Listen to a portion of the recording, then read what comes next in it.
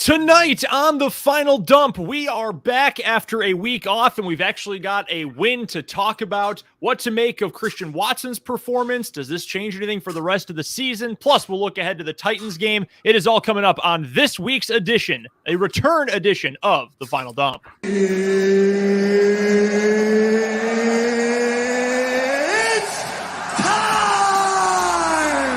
News dump. News dump, yay! News dump. I mean, that's kind of a loaded question. It's a landslide! It's the Final Dump, presented by Game On Wisconsin.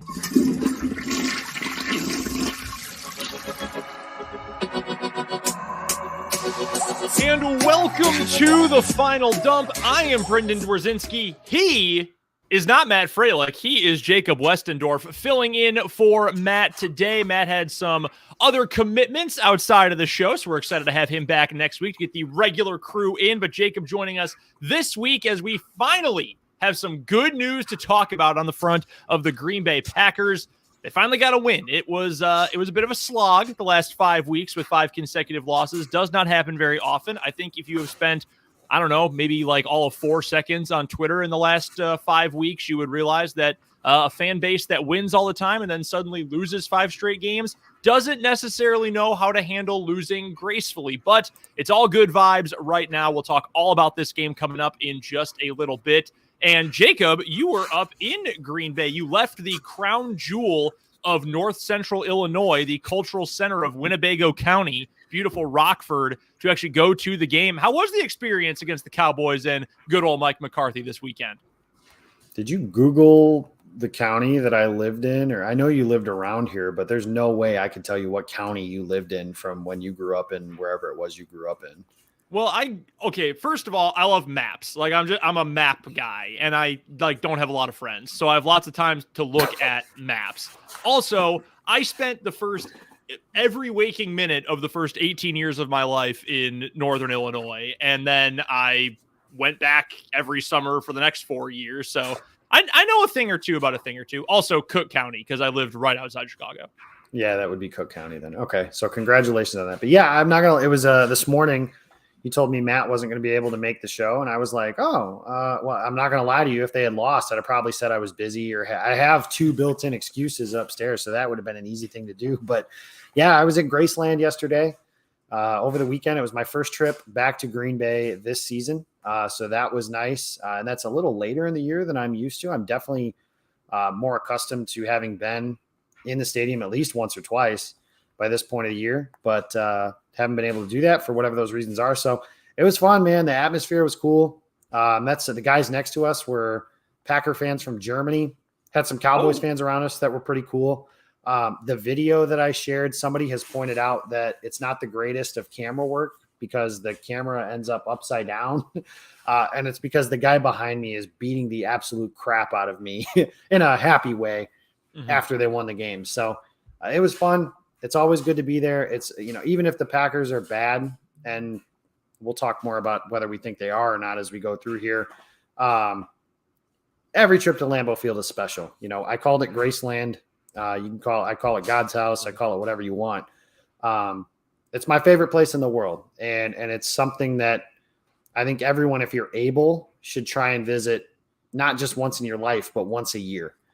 Because there's just something special about it, especially when you figure, yesterday was Packers Cowboys, old school rivalries, the 90s, the 60s, all that stuff. We're in the same house. I was sitting in the same end zone that the Ice Bowl happened in. I said, if they win this game on a quarterback sneak, I'm going to freak out just because that would have been so cool. I got a lot of love for Mike McCarthy, for his time and his accomplishments in Green Bay, a highly successful tenure as a head coach, some might say.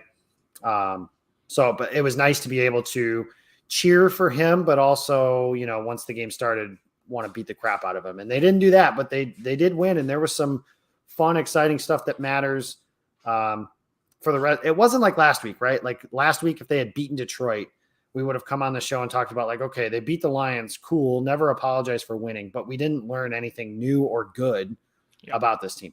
We did learn things about this team that are new and good. So it was a great trip. It was a lot of fun. One of these days, I got to get you up there with me so we can get this party really rolling. Brother, you're telling me I had like 8 every game in Wisconsin this year. I was like, oh, well, could I make this work? And then I work in small market radio, and well, no, it doesn't often work out all that well. One day, though, I will make my triumphant return to Eastern. When's Wisconsin. the last time you were there? Now I'm curious. When's the last time you were in Green Bay for a game? I was there on October 20th of 2019, which is significant, A, because it was the birthday of one of my groomsmen, but B, it was the Aaron Rodgers perfect passer rating game against the Raiders. Yeah, I was there. It was the night after Jose Altuve hit a walk-off home, the buzzer game, if you guys are familiar with the baseball stuff, but he hit a walk-off home run against the Yankees to send them to the World Series.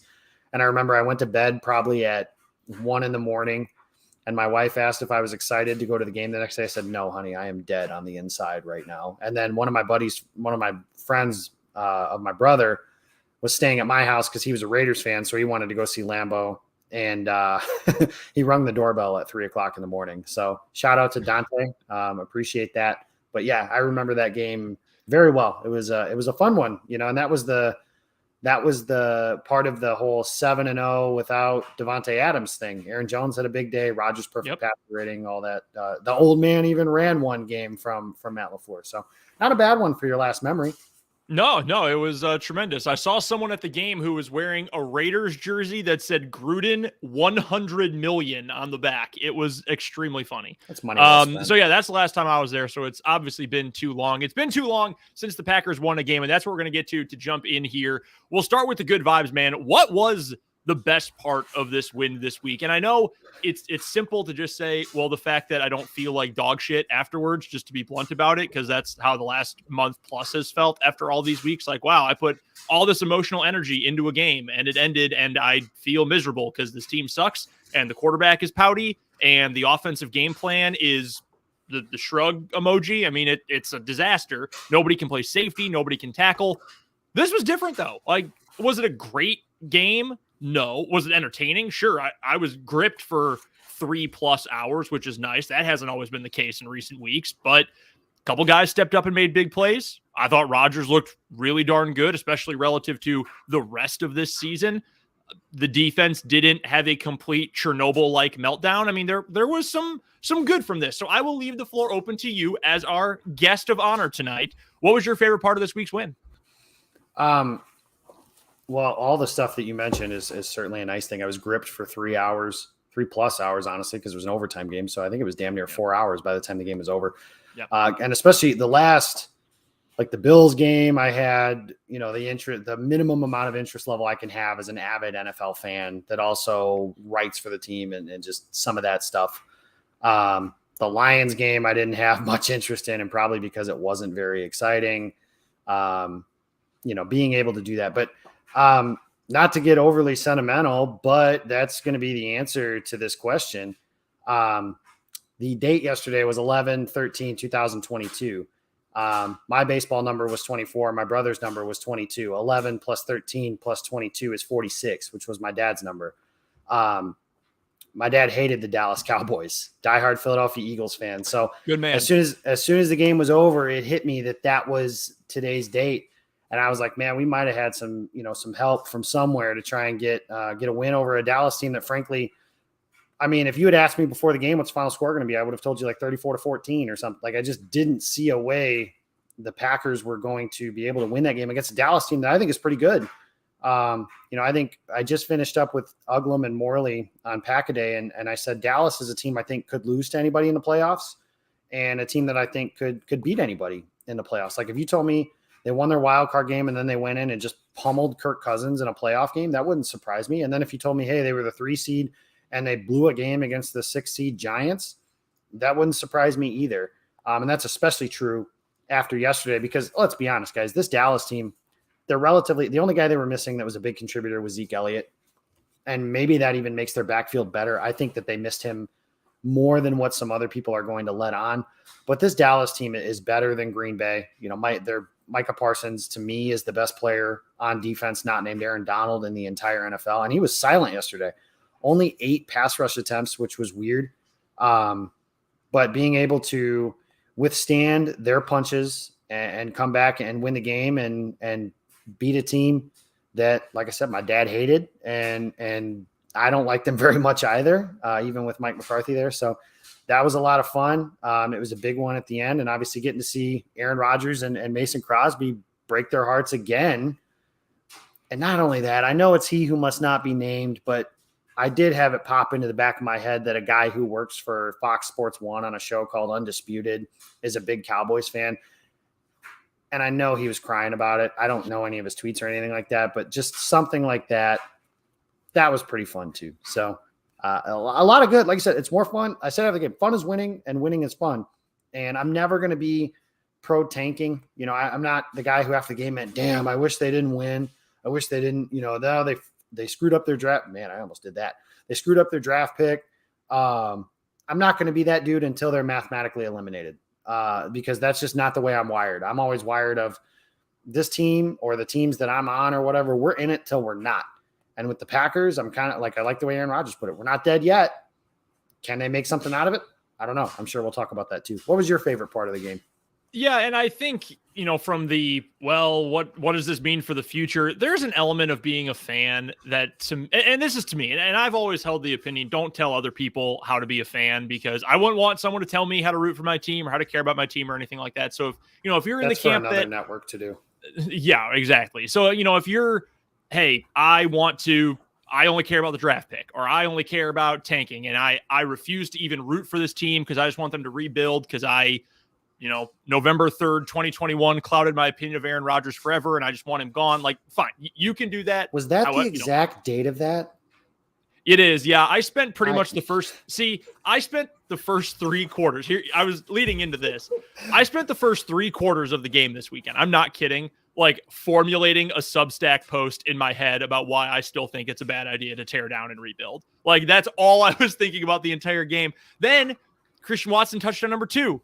And number 3. And I thought, well, damn, I guess this is a game. I guess I'll shelve that until we lose to the Eagles in a few weeks. Like, all right, I won't publish that yet. I won't come up with that yet. But that's just me, though. Like, yes, there's long-term ramifications. And in December of 2023, Aaron Rodgers is going to turn 40 years old. And that's pretty much like, you might as well be halfway in the grave at that point if you're a quarterback in the NFL. Like, there's a lot of long-term stuff to worry about. And sure, draft picks and all that. Man, I don't know. I didn't become a fan because I want to care about like draft picks and pretending I'm living in a Madden simulation. Like, this game ruled. This was a wonderful game. To me, the number one thing was Christian Watson having the breakout game out of nowhere. Like, if you had asked most people, maybe save for the crossover North Dakota State Packers media blogger contingent, they would have been saying probably every single week this year, no, it's coming. No, it's coming. No, this is the week. No, this is the week where it's coming. And on that note too, Brendan, like, if you stop the game after the first quarter and like that was the end of the game, Dallas wins 7-0 and the game is over. The only thing that you were thinking of is Christian Watson has had 3 opportunities to do a real thing as a wide receiver. Drop against Minnesota, drop on a dig route, doesn't make a contested catch. And we're sitting here again kind of having that conversation of, we traded 2 second-round picks to go get a dude who can't catch the football. And would that be fair? No. But that's exactly what would have happened. That's exactly what would have happened. I got a text from one of my friends after the first play that said his hands are made of effing concrete. And I was like, I can't disagree with you at this point. He's done nothing to prove that wrong. And so then out of nowhere, he's freaking prime, or not even prime. He's rookie Randy Moss against this Cowboys team. This is Thanksgiving for Randy Moss, his first year. 3 catches for whatever, 160, 180, whatever it ends up being with those 3 touchdowns. That's the kind of performance he put on in that game. And it was out of nowhere. And it was, yes, the deep balls, the touchdowns. That was obviously the main part of it. He had that big first down pickup on a 3rd down and short as well. He's just running that drag, gets open, finds an open spot, goes down, holds on to the ball tightly. I mean, that to me was number one, because even as much as I have been trying this season to live in the moment, of course, the year that the Packers end up not being especially good is the year I decide, I'm going to try to live in the moment more. Way to go, me. Great timing. But I've tried to live in the moment, but there is an element of, this team does have to figure out what the future is going to look like. And we'll get to the wide receiver specifically for the future in just a moment. But there was a part of me that thought, okay, yeah, he can be a dude. Like, there is that speed. There is the unbelievable athleticism that this team clearly fell in love with, to the point where they were willing to move up to number 34 overall, move that extra second round pick to go and get him in this year's draft. You could see the vision there. So that was number one. I thought that fact that Rodgers looked pretty darn good. And again, I know he has been the not necessarily scapegoat. I don't think that's fair. I think some people have scapegoated all of the problems on him. He has been a major problem this season. I mean, you can't deny that. He has been an issue. He has at times been the biggest issue. But this was as good as he has looked. And I think in the last few games, he has looked better overall, not to his standard, not to anyone's standard for him, but he has looked better. So it was good to see in a smaller sample size than normal. He looked pretty darn good. Aaron Jones did his thing. He apparently just loves playing against the Dallas Cowboys. Like, there was a lot to like offensively. Now the defense I'm still terrified about, and we'll get to your son, as you call him, coming up later on in the show, because I have some massive concerns about the edge now with Rashawn Gary not out. So that is a big worry still, even as much as I like Enagbare and what he could be now and could be in the future. But overall, I thought the fact that the offense looked cohesive, it looked like it had a play-to-play goal, which I think has been missing for every game since the Bears game in week 2. I mean, it just hasn't felt like there's been much Since cohesion or much of a finale plan against Detroit last year, I think you could even argue. Oh, certainly. You definitely could make that argument. So the fact that we saw all of that, it looked like there was a plan. It looked like it was all coming together. I thought that was encouraging. I think LaFleur needed that badly. He's kind of escaped criticism all year, but Adam Stenavich too, I think probably needed that. He's just kind of flown under the radar because we know who the play caller is and we know Hackett left and the O-line was so good last year. You probably have to throw Steno in there as like, hey man, what are you actually doing this season up to this point? So I think the whole offensive coaching staff needed a game like that. I think Rodgers needed it, and you know Watson needed it. So to that point about Christian Watson, let's just jump right in to the receiver situation. I know Dobbs is out right now because of the high ankle sprain, and that sucks because the way this season was trending, you just needed him to be out there getting as many reps as possible. Watson obviously has the big game. Dobbs has at moments this year had some really impressive outings. The Tampa Bay game really stands out, I think, to most people still, as well as the preseason when he was, preseason All-Pro this year, Romeo Dobbs. What do you make? And I know this question sounds super reactionary because we just saw the huge game from Watson, and I understand that, and I think that's a fair criticism, but I do want to know where you stand on what the future looks like with this pair. I mean, does this feel, as early as it is and as small as the sample size is, especially with Watson because he's had to deal with all the injuries? That's the other reason why, by the way, that game felt so good for him specifically, is he's been through a lot of just trash this year and all the injuries, the concussion. You just feel good for him that he was able to get on the field and showcase some of that skill. But based on what you have seen in the sample sizes for both Christian Watson and Romeo Dobbs, do you feel like this is a legitimate pair that you can build around, even if there's not a true number one classic X receiver among the two of them, that duo? Does it feel like this is a group you can build around based on what we've seen so far? I'll tell you, I feel a hell of a lot better about it than I did 30 hours ago. I know that much. I think that's certainly fair to say. Because like I said, after the first quarter of the game, that's literally and I think it's natural to think that way because there was nothing really to feel good about unless you're grasping at hope. And certainly there was something, there was a few things where like you could see the speed, right? The jet sweeps and stuff they would run on them. You could see that stuff, but he hadn't done anything as a receiver. And if you use 2 second-round picks on a guy that essentially is Tyler Ervin, like nobody is going to sign up for that. Now, when you start talking about what yesterday did, I mean, 100 yards is a big number for a rookie receiver and kind of a narrative buster too, right? Like the narratives around Watson were what they were. And the narrative around Aaron Rodgers, because the narrative around Aaron Rodgers is, well, you make one mistake, he'll never throw you the ball again. Rodgers went right back to him after the first drop, and then he kept going to him, and he basically said after the game, he told him, the ball's still going to come your way. Keep doing what you're doing, and we'll make some plays off of it. And he did. I think that I feel better about it. Like I said, Romeo Dobbs has had some nice things. It was always going to be up and down, right? It was always going to be bumpy, relying on rookies and hoping one of them, not even like Justin Jefferson, because Justin Jefferson's rookie season and Jamar Chase's rookie season, both were like record-breaking performances. It was going to be those guys like light, like not even store brand version of those players, but whatever the notch below that is.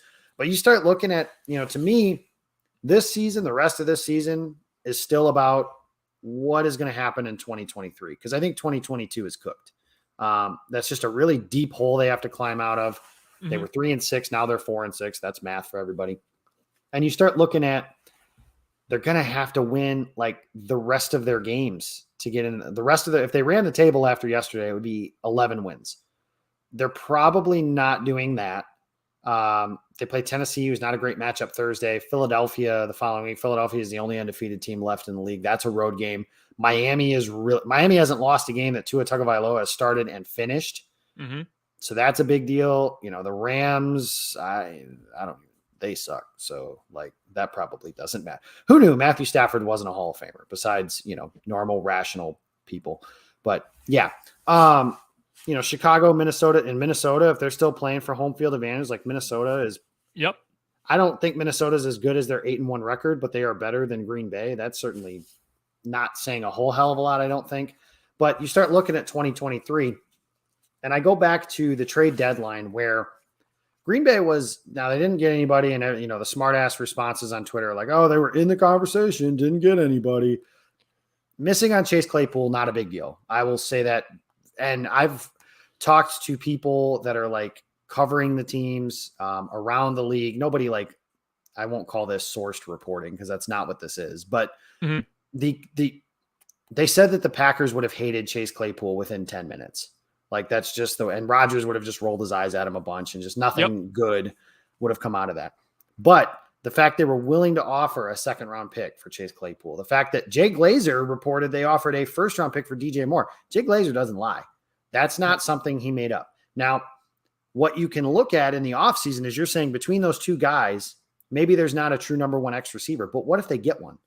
And what if they were to, not make the playoffs, pick 15th and use their second-round pick to – they're not going to trade for a guy like A.J. Brown, his impact with the Eagles or something like that. But what if they found a guy?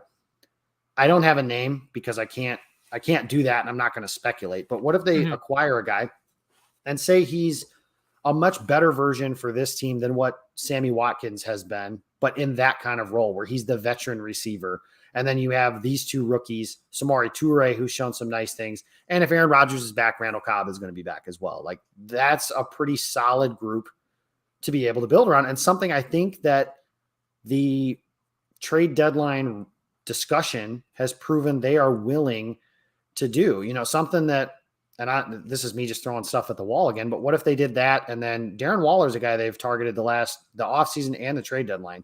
So what if they acquire a receiver and use a mid-round pick on a guy like Darren Waller? And now you're talking about an offense that, maybe your first-round pick is someone like Michael Mayer out of Notre Dame. And again, way too early for draft discussions, but you can see a path to where this offense can be much more explosive in 2023. Rodgers will be back. This is under that assumption. I do think that if Rodgers wants to come back, Green Bay will have him back. I do think he will want to come back.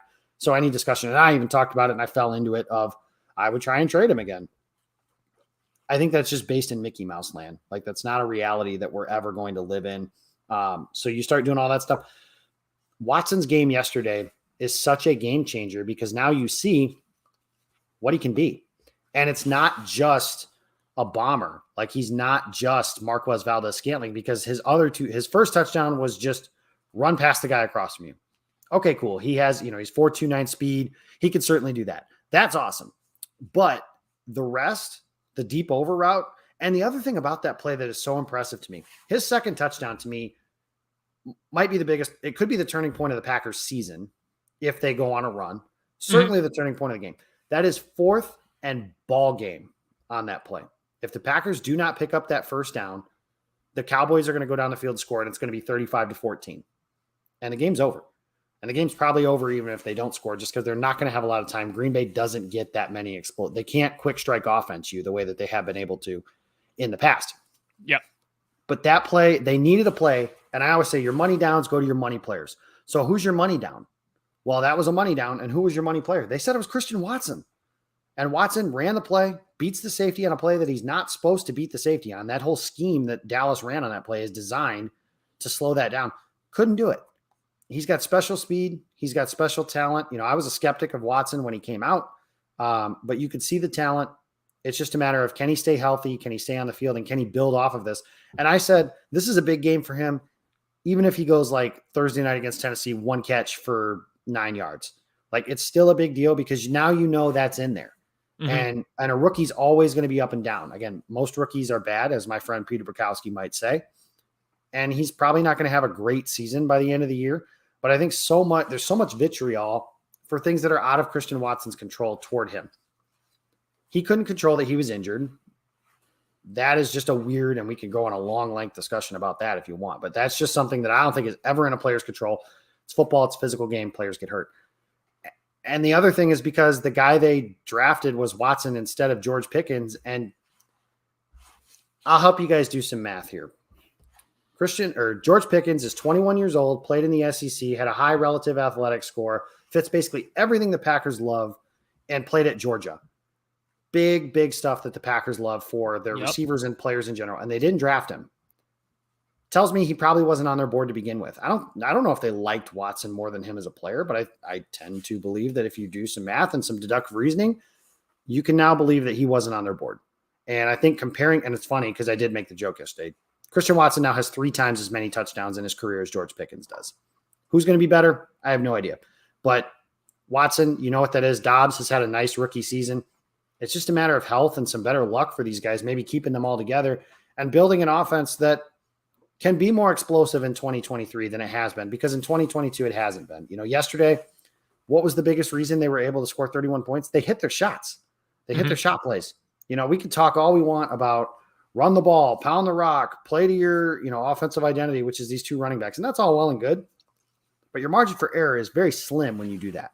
And Rodgers has talked about it after the game. It's gotten criticized a bunch. I can't remember what week it was where I think it was Buffalo where he said, we got to be able to push the ball down the field and win in this league. That is a fact. I'm sorry if people don't like it, but that is factual. That is how the Packers are going, and any team. Why do I think Minnesota, for example, and I've made the comp, and I've kind of came up with this today, of why do I think Minnesota actually has a higher ceiling than the 2019 Packers? Number one, I don't know if there's a team that's like the 2019 49ers. It's just a bad matchup and way better than they are. But number two, Minnesota's more explosive than that 2019 Packers team was. They have Dalvin Cook, who's better than Justin Jefferson and Adam Thielen. And I don't really love TJ Hawkinson, but whatever. He's a better player than the tight ends the Packers were running out there in 2019. Osborne's got a little juice. And they've got dudes like the best teams in the league are the teams that are explosive. Kansas City, Patrick Mahomes assaults the record book. Surprise, surprise. He wasn't just a byproduct of Tyreek Hill. Who could have ever seen that coming? The Buffalo Bills, I don't know if they're one of the best teams in the league, but they're an explosive team on the offensive side of the ball. The Philadelphia Eagles are an explosive team on the offensive side of the ball. The Packers team this year just wasn't built to do that consistently enough. And I think that's one of the biggest issues and why their offense has been one of the biggest reasons why their offense has been in the situation it has been. Well, and the thing too, for me, when I look at these rookies and what the future holds with them, and I don't know what this year is going to be. I mean, you have such a fragile season in front of you, and we'll kind of put a bow on this in a few minutes, but everything is so fragile. Like if you want to make a run, you have 1 game you can lose, maybe 2 if there's some other trash that, unfolds across the NFC. I mean, the margin for error with a tough schedule coming up, and you laid it out, is razor thin. But you can build on what we've seen from these 2. And it sucks for Dobbs, too, to get hurt at this part of the year when the Packers just need bodies. I mean, they just need – that honestly might be part of the reason why Rodgers told Watson, hey, the ball is going to keep coming to you, so, keep your head up. Who else is he going to throw to? Like, there's nobody else out there. They're running out of bodies to actually Amari throw Rodgers. Yeah, Amari, get out here. Stop fumbling for a second and come out here and actually try to play offense. He's still on the roster, by the way. Anyway, different story for a different day. Yeah, he is. Yeah. What do you call them? Cement shoes? Concrete shoes, and now it's concrete hands because he can't hold on to the ball either. So yeah, it's both. Not big, not fast, not explosive, not smart, and turns the ball over a bunch. Other than that, he's great. Yeah, other than that, what's Clemson? So Dabo Sweeney probably thinks he's like, what did he call the let's call him a quarterback in Cleveland. I think he said he's like the Michael Jordan of college football or something like that. Dabo, I don't hate Dabo for the same reasons a lot of people do, but he's insufferable. Yeah, well, I do hate him for every reason. So whatever one you want to throw, I will happily take those on. But my point was going to be, there's probably only so much you can do. I mean, these dudes are getting baptism by fire for the rest of this season. But go back to the offseason between 2019 and 2020. Hell, even during the 2019 season. Do you remember the narrative, one of the many, about Matt LaFleur and Aaron Rodgers, that hey, it's usually year 2 when this offense takes off. That first year is known to be somewhat rough, but year 2 is when things often start to explode. Well, that was the case. And yes, you also had the Jordan Love thing. I get it. Yes, you also had Rodgers, whatever hitch he found in his mechanics. And he said, oh, yeah, I don't think anybody ever actually learned what that was, but okay, fine. You've got all those things. That was true, though. That narrative was true. In year 2, the offense took off. It was the best offense in the NFL in 2020. Year 2 of the Matt LaFleur system. Why can't a similar, I'm not saying it's exactly the same principle, but why can't a similar principle be in place here with these receivers? Christian Watson, like you mentioned, missed so much of training camp, so many important reps during camp that maybe would have helped him be a bigger contributor as an actual receiver as opposed to just a gadget guy in the first half of the season. That's valuable to have. Romeo Doubs, he's still young. I mean, yeah, he played a bunch in college, but he's still a young guy. And as much as he's contributed so far, there's obviously still a lot for him to learn. I think it's fair to say both of these guys should be better, bigger contributors come next season, given just the natural progression. And if we trust this coaching staff, and I understand why some might.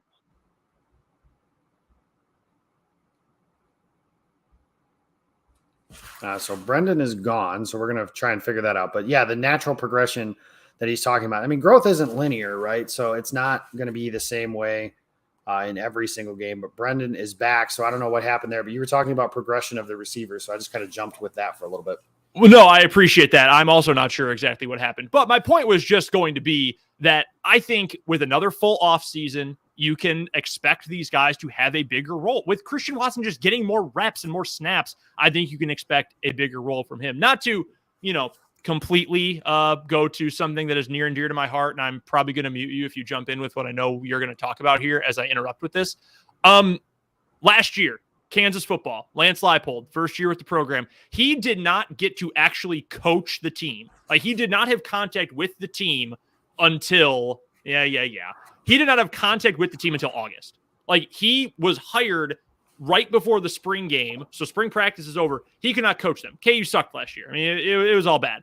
First full offseason with the team. Second year with the players in actual game situations. The worst team in the Power 5 over the last 12 years is now bowl eligible and has been in every single game it has played. I know it's college versus the pros. I know it's one small Power 5 example versus literally the NFL, but I do think it's a similar principle. More time with the coaches, more time with your quarterback, that is valuable, and that's why I'm still very bullish about what the future can be with these two. I do want to bring up one thing, and you alluded to this, and I know we're going really long on this topic, but our guy, Iowa Joe, and shout out to Joe, P1 in the Game On Wisconsin YouTube comments, he says he still thinks that Watson is going to be MVS, has talent, deep threat, going to have big plays, but is going to have a lot of drops.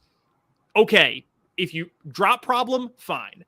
I truly, honest to God, believe getting open is a far bigger deal than quality of hands in the NFL. Like, if you drop literally everything, okay, yeah, that's a problem. But you've got to be able to get open. And it is not easy to get open the way that he was able to get open a few of those times in that game on Sunday. That is an incredibly valuable skill to have. And I want to be honest with you, that drag route that I was talking about earlier that he got the first down with, I know our pal Sam Holman, who jumps in with us on the Game On Wisconsin Spaces, he does his thing on Twitter too. Awesome at breaking down tape. He pointed out, hey, that was one of his favorite plays that Watson made in the game. When have you ever seen MVS run that route? In his entire career since 2018, when has MVS ever run that route? No, we talked about it on Pack-A-Day not that long ago, that like maybe towards the end of his career in Green Bay, but like the skill set for Watson is there much more than it was for him. And MVS is a useful NFL player. Like, there's still value to a player like that. But Watson can run routes, and I know people said like, oh, he never did it in college. It's like, okay, they didn't ask him to, because their offense could really just bash your face in. And then he did at the Senior Bowl and won like an MVP award or whatever awards they give out at the Senior Bowl. He won one. And it was because he was routing up, Big 10, Pac-12, Big East, that doesn't exist anymore, SEC corners that were playing at the Senior Bowl and able to do stuff like that. Now, granted, I had questions, could he do that in a game setting, which is why I wasn't as big of a fan of his when I didn't run around the room with happiness when they drafted Christian Watson. When they traded up, I thought it was going to be Alec Pierce, or if Pickens was their guy, if they wanted that. I still one of my favorite things about that whole thing is the night before, obviously they picked the 2 defenders and they asked Gutekunst, do you feel like you need to pick a receiver tomorrow? And Gutekunst just like responded, no. It's like 2 picks into the second round, you picked one. So you lied, like very obviously lied about that. You did feel like they do. But, I mean, and not only that, you mentioned not even just the drag route. Let's talk about that deep over route for a touchdown. MVS didn't do that. No, he was. I've watched every snap he has played this season with the Chiefs for my day job. He has still not run that route. And he doesn't have to. Like, that's the thing is, don't ask him to do something that he's not good at. That was kind of the problem of sorts when he was here with McCarthy that first season, was they were asking him to be things that he just was never going to be. And he kind of grew into his role. Because remember, the end of the 2019 season, we were talking about MVS like he played 1 snap in that NFC title game. It's like, is he even going to be anything? And then he was kind of the key that unlocked that 2020 offense that nuked the entire NFL, because he had such a big year as a deep threat. Last year struggled with some injuries. Unfortunately, wasn't able to play in the playoff game. But Watson, as an actual receiver, being able to do some other stuff, is a much more polished player and able to do more things, which gives, and he can still do the gadget stuff. So that's the nice part about his game, is he can kind of be that, I hate the term Swiss Army knife, but that kind of thing where you can use him in a variety of ways, jet sweeps and actually playing receiver. And now that we've seen that he can actually play receiver, that's a big deal for this Packers team as they're looking to rebuild it, because rebuilding a receiving core without Devontae Adams. Hey guys, surprise, surprise. When you lose the best receiver in the NFL, your offense doesn't get better. That doesn't happen. I don't know who told you that it could or would, but they lied to you. It was going to take some time. Unfortunately, they didn't plan for this, and that's why they're kind of in the situation they're in, where they were relying on Watson and Dobbs to be dudes immediately. And they have been good on the curve. Well, Dobbs has been good on the curve for a rookie. Watson's had bad luck, and he's had his breakout game. And hopefully it's something that is a stacking of success, as the former head coach might say. And he has another, 5 catch, 80 yards, 1 touchdown kind of game on Thursday night. I'd be happy with that. Hey, we do have a couple other topics to get to. Awesome stuff about these wide. I'll just say this. If you're one of the people who's like, oh, Christian Watson's already a bust, I hate this dude. Why are you a fan? Like, you can do it however you want, but like, isn't the whole point that you want the Packers to be good and you want their players to be good? So my dad used to have a saying about my mom that she wasn't happy unless she had something to bitch about. And that's kind of how I feel about some of these fans. Like, they're not, and they'd rather be proven right that the player they wanted was better than the player on their team. Like, I don't like Jordan Love. I don't think he's going to be, I don't think he'll ever be the preferred starter in Green Bay. I didn't think he was a good prospect, all that sort of stuff. But if he's ever Green Bay's starting quarterback, I want him to be an all-pro league MVP. Because I don't care if I'm right. Because who cares if I'm right? Nobody's going to remember that I was right. When I was 15, I didn't like Aaron Rodgers because I worshipped at the altar of Brett Favre. Yes. But am I wrong? Was I wrong? Absolutely. And I'm more than happy to be wrong about it. That's my favorite part of my Twitter mentions. Somebody yesterday is like, oh, so much for Dallas slaughtering them like you said they would. I'm like, yeah, I'm happy to be wrong. But what the hell reason did you have to believe that wasn't going to happen after they lost to Detroit? But I'm happy to be wrong. Yes, thank you. Thank you, Packers, for proving me wrong and beating the Cowboys. Thank you. So one thing that I'm very afraid of being right about, and I think this was on display in the game against the Cowboys. I don't know what the Packers are going to do to generate pressure. You had a tweet about Kenny Clark on Monday, Jacob, that I think was very right. Because how many times during a game have you heard his name called in the last 4 weeks, 5 weeks? He hasn't. Never. Kawano last night said that he hasn't been the same player since his dumb penalty against the Giants. And I think that's appropriate. And yeah, one of the big issues with this team coming into the year, this was something you could have seen coming in August, was no depth. They have Gary, they've got Preston, and that's a good starting point. And it was like, that was a good pass rush unit when they were together, but now they're not together. And you're relying on 5th round pick, JJ Enagbare, Jonathan Garvin, and Ladarius Hamilton, who have never made a play at the NFL level. Like, they don't have, and I am always a proponent of draft pass rushers. And I like Green Bay's picks. I wanted them to, like, if they could redo the draft tomorrow, which they can't, and I'm fine. I liked Quay Walker, but I would have drafted George Karlaftis, Jermaine Johnson, because they needed depth at that edge rusher position. In the second round, if they keep their picks, can you get a guy like Arnold Ebiketie? Can you get a guy like David Ojabo, who would have been a redshirt player, but then you feel good about your future that way. They didn't do that. And now, like I said, yesterday, I mean, Prescott had a week to throw the ball on certain plays, and they don't have enough dudes that can win one-on-ones. And, you know, Joe Barry can talk today all he wants about scheming up pressures and doing stuff like that. But to me, you know, football especially is so much about who wins their matchup. Can you win the one-on-ones? And that's especially true on the defensive side of the ball. You know, when you have the last play of significance for Dallas in regulation was that deep ball to Michael Gallup. Jair Alexander wins the rep. And shout out to the young people that told me what the celebration meant, because I had no idea what that means, but now I do. Good for him. I definitely knew what that was. I 100% knew. I just didn't want to tell you. I appreciate that. Thank you. But you know, that was Jair. Jair wins his rep. You know, later in last year, the run play that basically set up the field goal was third down. The Niners run the ball. Jair's one-on-one with Deebo Samuel. Deebo Samuel wins the rep. The Niners kick a field goal. The game's over. Like, the Packers don't have guys that can win one-on-one pass rush reps. And they're, you know, Gary was their best player this year when he got injured. And that is a devastating injury that I think caps the ceiling on what this run, whatever it could be, which I know that doesn't make sense, but they're going to struggle. And Gary I know he was struggling with setting the edges and stuff like that, but he's a good run defender when he's disciplined too. So now you're talking about weakening the team on both fronts. You know, now they can't really stop the run, and they couldn't really stop the run when he was playing either, and he's not going to get after the quarterback. And those big plays, those negative plays are such a big swing. Like you saw, the 2019 Packers defense was not good, like play to play, but they got a bunch of turnovers and they got a bunch of sacks with the Smith brothers. That was how they were a team that we were like, well, you know, maybe Green Bay can win with this defense and they'll just get Z to get after these guys and all that stuff. Like, it's such a big thing. And the Packers don't have the ability to generate that. So now you're kind of relying on the offense to make mistakes, which is how, you know, Prescott threw one of his interceptions because Greg Olson kind of talked about it, how CeeDee Lamb didn't cut his route the right way, and that led to Rudy Ford's interception. Yep. And then the one in the red zone was just kind of a bad read decision by Prescott. But, you know, you're not going to get that against some of these teams that you got to play down the stretch. You know, they don't let Ryan Tannehill do anything, so we don't even have to worry about him. Jalen Hurts is an MVP candidate. He hasn't made decisions like that. Justin Fields doesn't throw the ball, so you don't have to worry about anything like that. You go down the stretch, and if they were to miraculously get in the playoffs, now you're talking about, again, Jalen Hurts, Kirk Cousins, who, in order for him to make mistakes, has to be under pressure. Tom Brady's the greatest quarterback of all time. He doesn't make those mistakes in the playoffs. Like, I just don't know.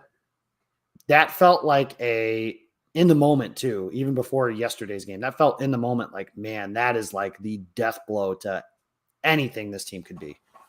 No, I'm with you. And our shout out to Gil in the Game on Wisconsin YouTube comments, another final dump P1, you know, Kingsley Enagbare. I mentioned his name earlier. I think they've got something there. I know he was a bad tester and, you know, maybe he wasn't great in the pre-draft process. I think they've got a piece there. I don't know if he's, you know, going to replace Preston Smith next year. I don't know. I have no idea what it looks like, but I think they've got at least something to work with there, which is a nice piece to have. That's a lot nicer when it's edge 3 instead of edge 2, though. And like Preston Smith, I think, is at a really good year. I feel, and, you know, am I a professional scout? No.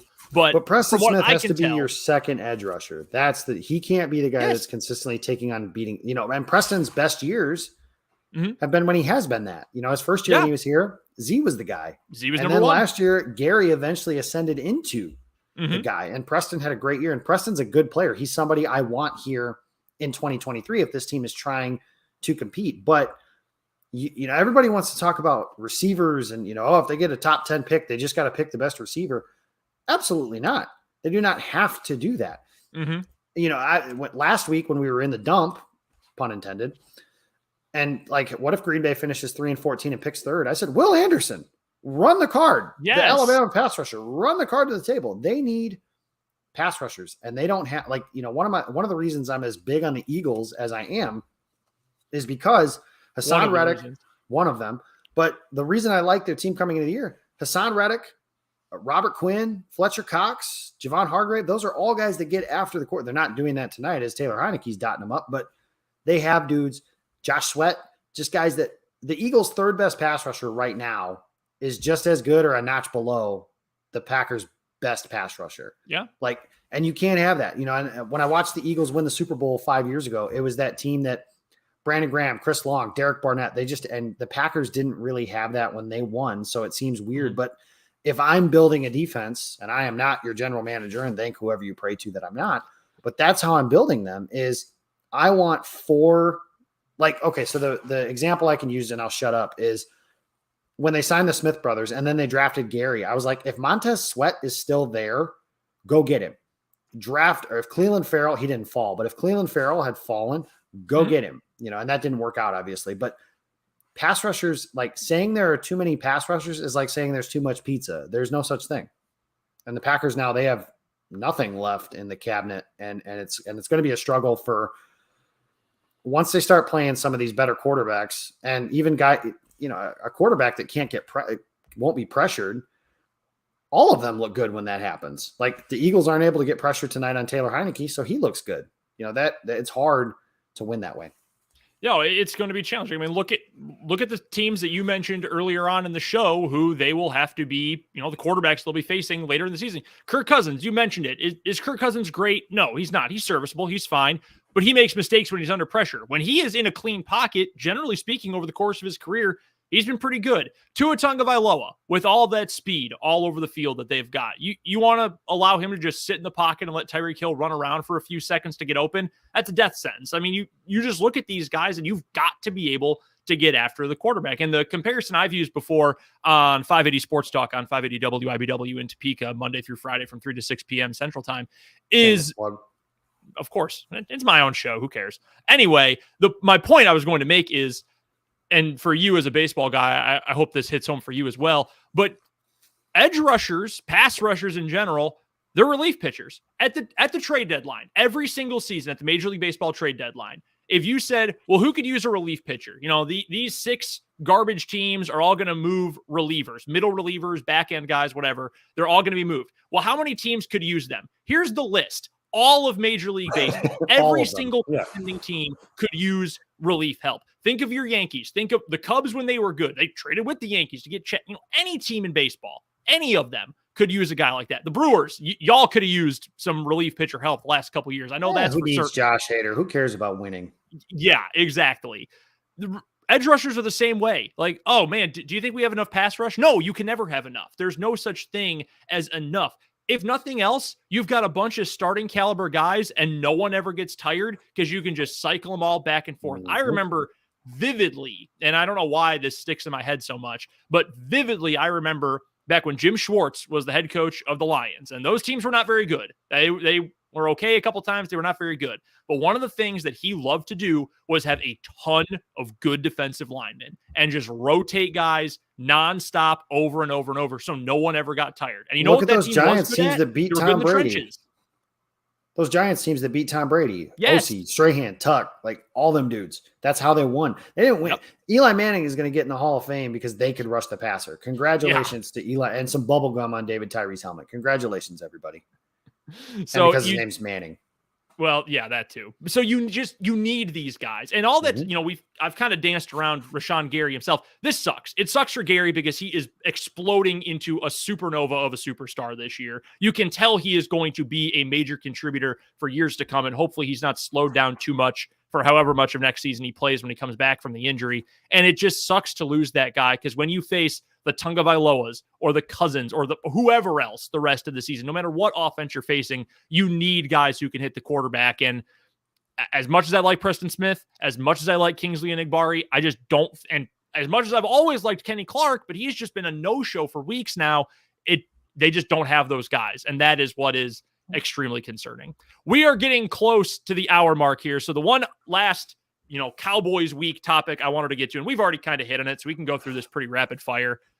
Have your expectations changed at all because of this game? And I know for you specifically, coming into this year, you were not as high on this team as most people were. You were saying, yeah, the division winner, playoff team, not really a Super Bowl contender. That's where you were, and correct me if I'm wrong, from the very beginning.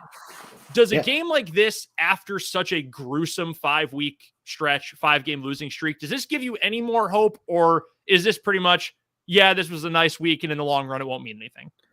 Yeah, so when you get to the start of the year, like I had them winning 11 games, basically centered around the greatness of Aaron Rodgers and being able to figure things. I thought him and LaFleur and they would be able to figure things out on the offensive side of the ball, and that the defense would make enough plays to do things. But counting on the defense to be a top 5 unit when they it's so funny to me how revisionist and recency bias happens, but they were not a good defense last year. They were 23rd in defensive DVOA. They subtract Zadarius Smith, who I know he didn't play last year. They add Jair Alexander, which certainly helps, obviously. But they had Quay Walker and Devontae Wyatt, who hasn't played. And they kept Joe Barry, who I know is a popular guy around Packers verse around these days. But relying on a Packers defense that I've never seen be great to be great was a real struggle for me. Their offense is worse significantly than I thought they would be, but I never thought their offense was going to be good enough to win a championship. And this is the league. You know, I know the old phrase from the old heads is defense wins championships. That's a lie. Offense wins championships these days, guys. That's not to say you can have the 32nd ranked defense in the NFL, but you have to be able. The Rams didn't win a championship last year because their defense was awesome. They were able to go score for score with Tom Brady and in the Super Bowl with Joe Burrow. And I know they didn't score a ton of points. Of course, their defense has to make some plays, but you have to be able to score. And the Packers haven't been able to do that enough. Yesterday, a nice win, but ultimately what I think you're going to end up with is we talked about the Gary injury and how that kind of affects things. The defense is only going to get worse, in my opinion, as the season goes on because of that and not better. And the offense, it'll get better, but not appreciably enough to cover up the flaws of what is not a very good defense that's had a lot of things go wrong. And let's be honest, guys, more things are going to go wrong on the offensive side of the ball. Somebody else is going to get hurt. They're going to have a shuffle here, a shuffle there. If they're healthy, you might not have your left tackle at the drop of a hat. Right. That happens all the time, which is really frustrating and disappointing, not for anything Bakhtiari's doing. It's just, that's the reality that we live in now. It's hard. No, it doesn't change my expectations. Like I said, right as the game ended yesterday, it wouldn't surprise me at all that today was, you know, a nice win. And at the end of the season, we're looking back going like, man, that Dallas game really was special because that was like their Super Bowl.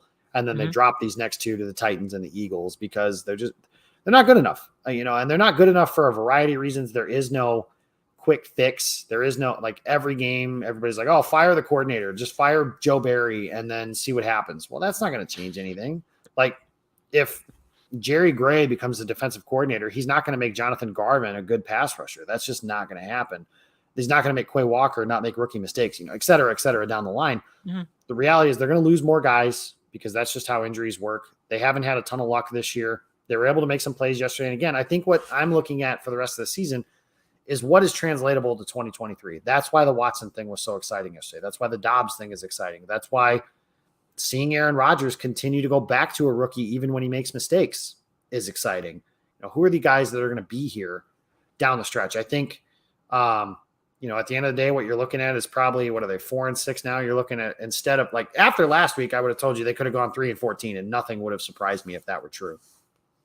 But now 5, 6, 7, somewhere in that range, but they're not a playoff contender. And them getting into the playoffs is really just like my guy Gil down here says, that really does just make your draft pick worse, which again, I'm not rooting for that. I want them to win. I want them to get to the playoffs. I hope they win the rest of their games. And this is a clip that goes viral, but no, not really. The only thing I guess that's changed as far as my season expectations is I expected them to make the playoffs. Now I don't.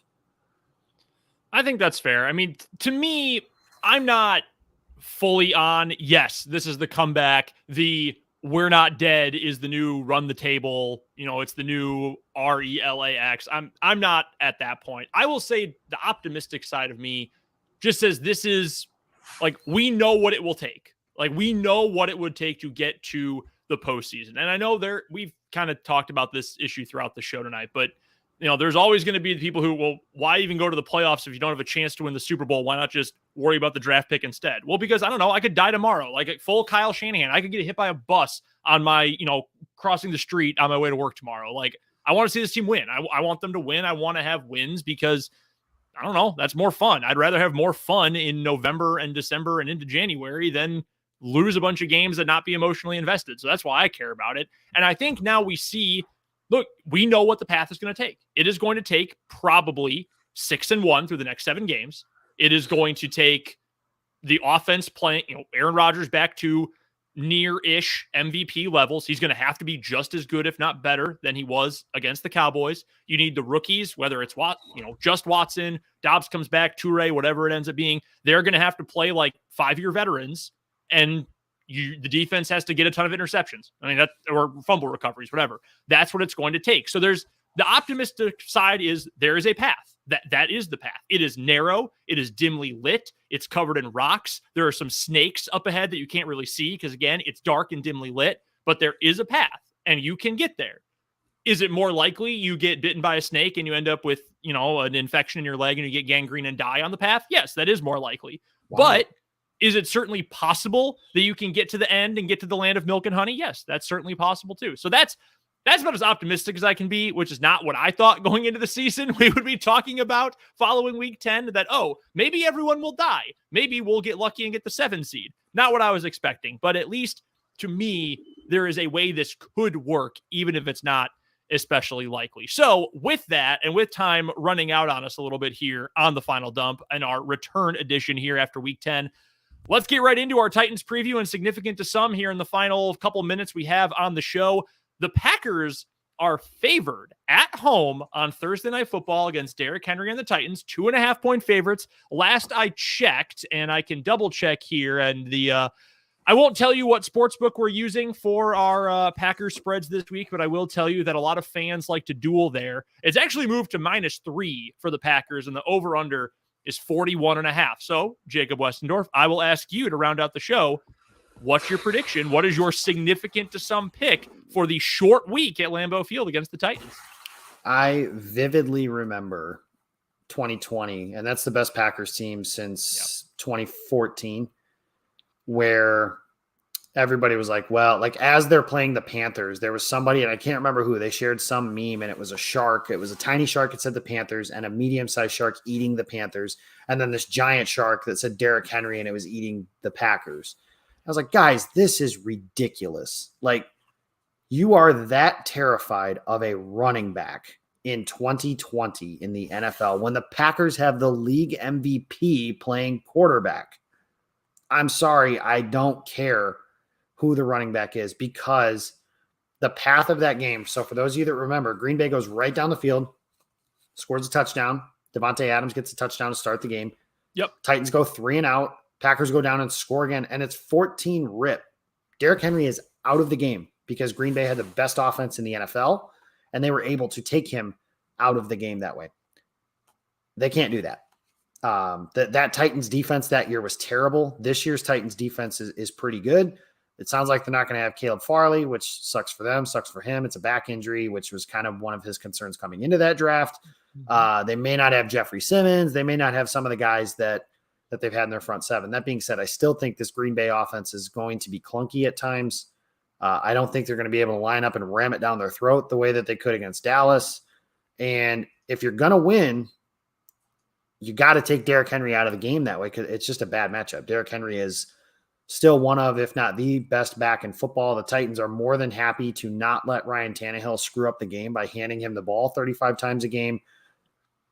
And Green Bay, I just don't think their offense can take them out of a game. And I don't know if they can slow them down enough and force Tannehill into some turnovers that leads to win. Now, the thing that's going in their favor is the short weeks at home tend to favor the home team. But that being said, I think the Titans are this year a better team, a better coached team, and just a better overall product. And it's a bad matchup because they have Derrick Henry. So I like Tennessee to cover that and win the game outright. The over-under, what'd you say, was 41? 41.5.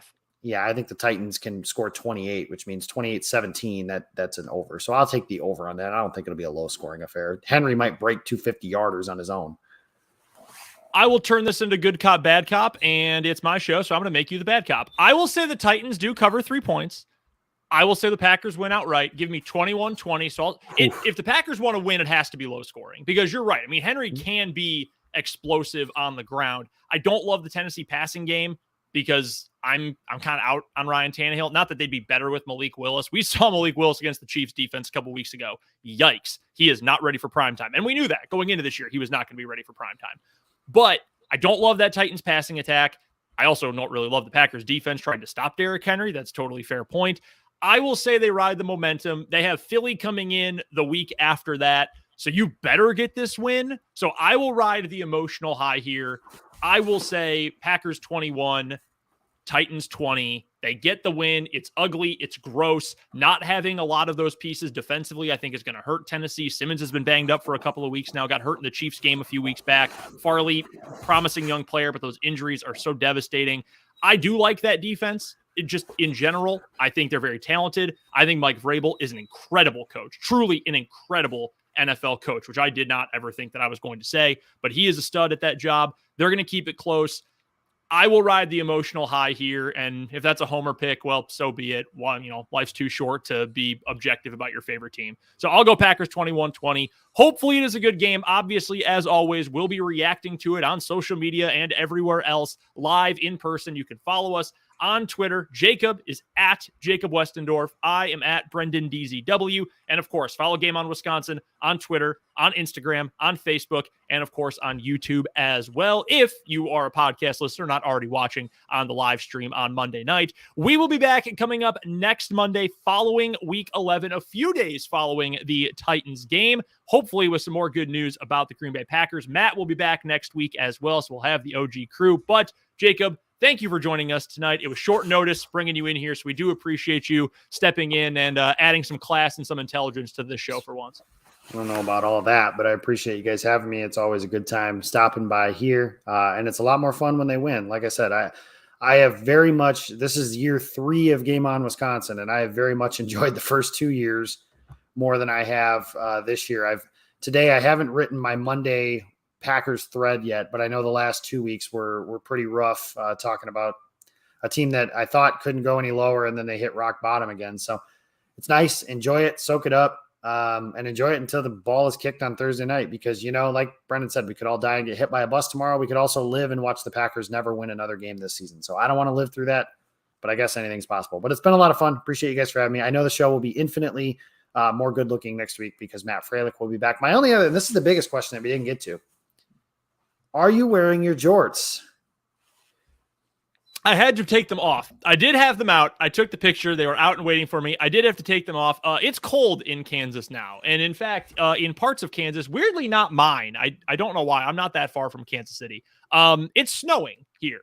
And frankly, it's cold and I'm really skinny and get cold easily. So I had to put real pants on, but I did have them earlier. Look what the Packers have done. They brought snow in November and no jorts for the team. So I am choosing, who can I blame? Amari Rodgers. I'll blame Amari Rodgers for that. It was his fault. Yeah, no, that's a pretty easy one. For Jacob Westendorf, I am Brendan Dworzinski. Thank you guys for checking out this week's edition of The Final Dump. As always, a product of Game On Wisconsin. Well, Wayne, I think this is one that Vince Lombardi and George Hallis would be proud of. You could have given me the touchdown. Then it's hard to overturn. You know what I mean? I understand. That was a good effort, though, wasn't it? It was a pretty good effort.